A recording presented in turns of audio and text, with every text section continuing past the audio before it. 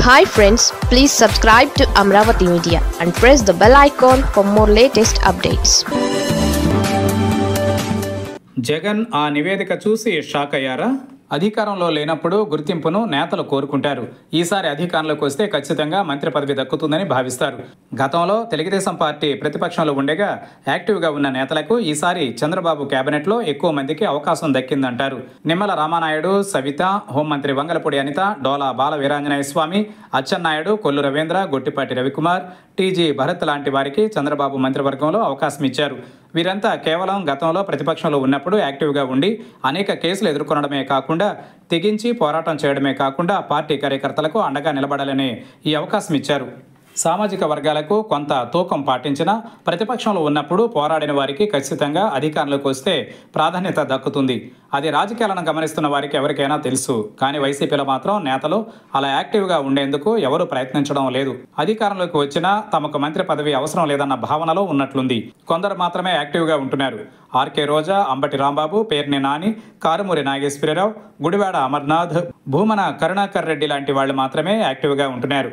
మిగిలిన వారు పెద్దగా కనిపించడం లేదు. అంతేకాదు పార్టీ పిలుపునిచ్చిన పార్టీ కార్యక్రమాల్లో పాల్గొనడం మినహా వారి భాగస్వామ్యం అంతగా లేదు.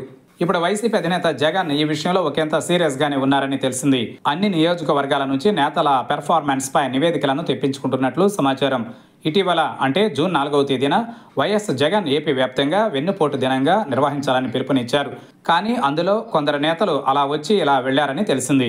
కేవలం 10 మంది వరకు నేతలు మాత్రమే బాగా కష్టపడి కార్యకర్తలను సమీకరించడంలో కానీ జనంలోకి తమ కార్యక్రమాన్ని తీసుకెళ్లడంలో సక్సెస్ అయ్యారని వైఎస్ జగన్కు నివేదికలు అందినట్లు తెలిసింది.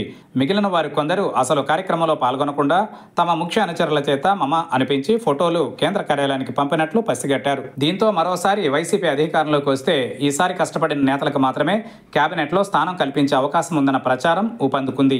అయినా నేతలు మాత్రం కేసులకు భయపడి బయటకు రావడం లేదు. 175 నియోజకవర్గాల్లో కేవలం 20 నుంచి 25 నియోజకవర్గాల్లోనే నేతలు యాక్టివ్గా ఉన్నట్లు వైసీపీ అధినేత జగన్కు అందిన నివేదికలలో తేలిందని తెలిసింది. ఈ నివేదికలను చూసిన జగన్ కూడా ఒకంత ఆశ్చర్యం వ్యక్తం చేశారట. రాయలసీమ ప్రాంతంలో కూడా కొందరు నేతలు బయటకు రాకపోవడంపై జగన్ సీరియస్గా ఉన్నట్లు తెలిసింది. వారిని పిలిచి క్లాస్ పీకాలా లేక ప్రత్యామ్నాయంగా మరొక నేతకు నియోజకవర్గ బాధ్యతలను అప్పగించాలన్న దానిపై ఆలోచిస్తున్నారని పార్టీ సీనియర్ నేత ఒకరు చెప్పారు.